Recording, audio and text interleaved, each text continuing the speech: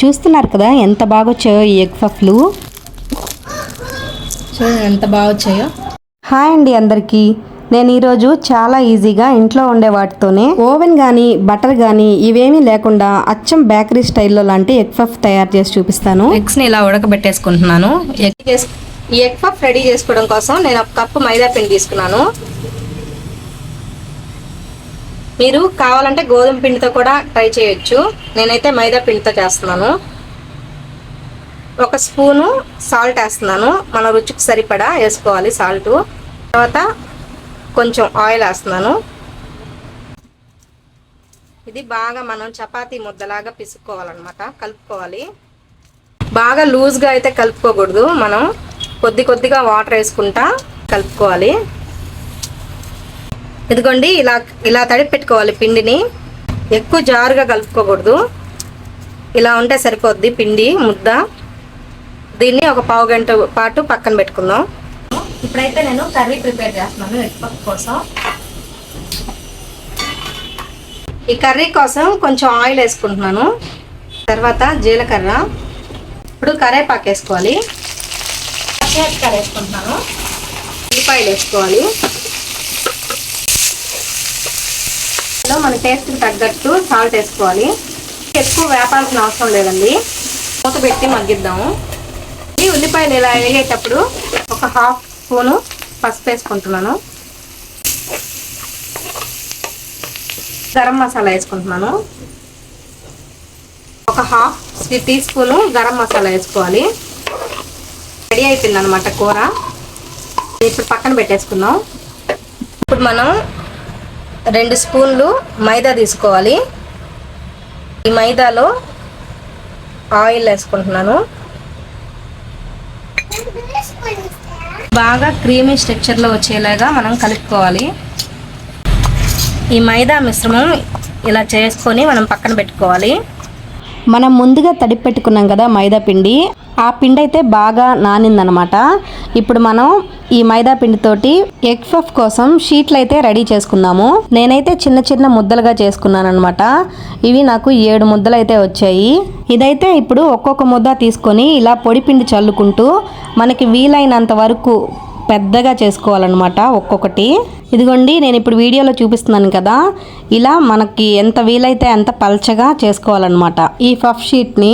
ఆ తర్వాత మనం ముందుగానే చేసి పెట్టుకున్నాం కదా ఈ మైదా పిండి మిశ్రమాన్ని ఇలా ఈ షీట్కి కొద్దిగా అప్లై చేసుకోవాలి. లైట్గా అప్లై చేస్తే సరిపోతుంది. ఆ తర్వాత ఆ షీట్ని ఒక ప్లేట్లో ఇలా వేసి పెట్టుకోవాలన్నమాట. మీకు రెండో షీట్ని కూడా ఎలా తయారు చేసుకోవాలో చూపిస్తాను. ఇదిగోండి మనకు వీలైనంత వరకు బాగా పల్చగా చేసుకోవాలి. దీన్ని ఎంత స్ప్రెడ్ అయితే అంత స్ప్రెడ్ అవనివ్వాలి.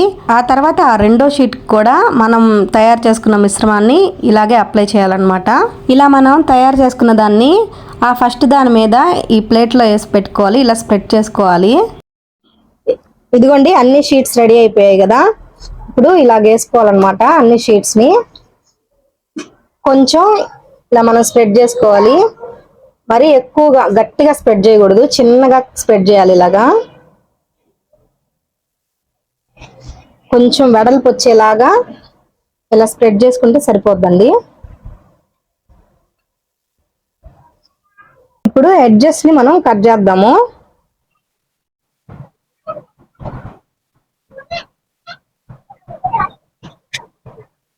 ఇలా ఎడ్జెస్ ని కట్ చేసి స్క్వేర్ లాగా చేసుకోవాలన్నమాట. వీటిని మనము చిప్స్ లాగా ఆయిల్లో ఫ్రై చేసుకొని తినొచ్చు. ఇప్పుడు ఈ షీట్స్ ని 6 భాగాలుగా చేస్తున్నాను, కట్ చేస్తున్నాను. ఇది మొత్తం మనకి 6 పఫ్స్ వస్తాయి అన్నమాట.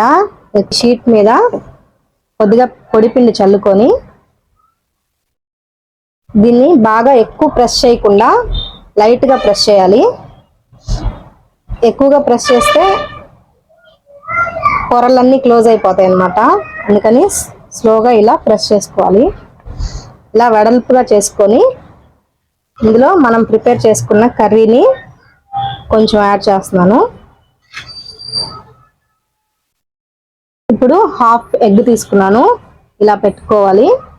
ఇట్లాగా ఒక్కొక్క పొరని ఇలా 4 వైపులా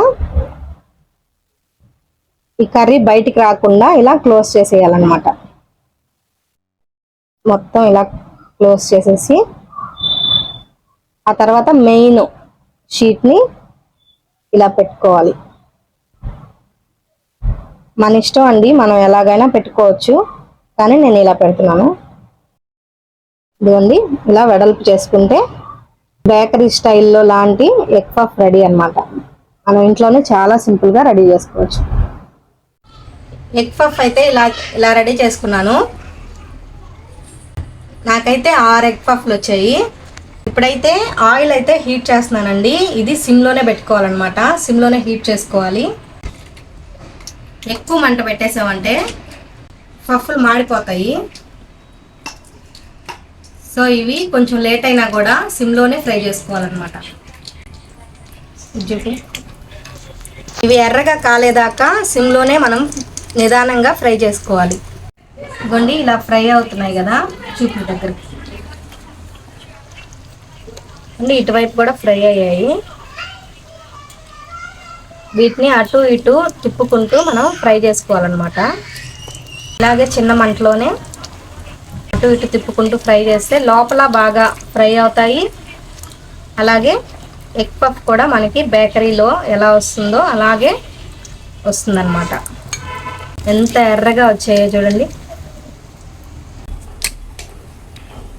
ఇదిగోండి, బాగా ఫ్రై అయిపోయాయి. ఇప్పుడు తీసేస్తాను. ఇలా ఫ్రై అయిన తర్వాత తీసేసుకోవాలి. ఇప్పుడైతే ఈ 3 కూడా ఫ్రై చేస్తున్నాను. సిమ్లో ఫ్రై చేసుకోవాలన్నమాట. ఎగ్ పఫ్ అయితే రెడీ అయిపోయింది. చూడండి ఎంత బాగా వచ్చాయో.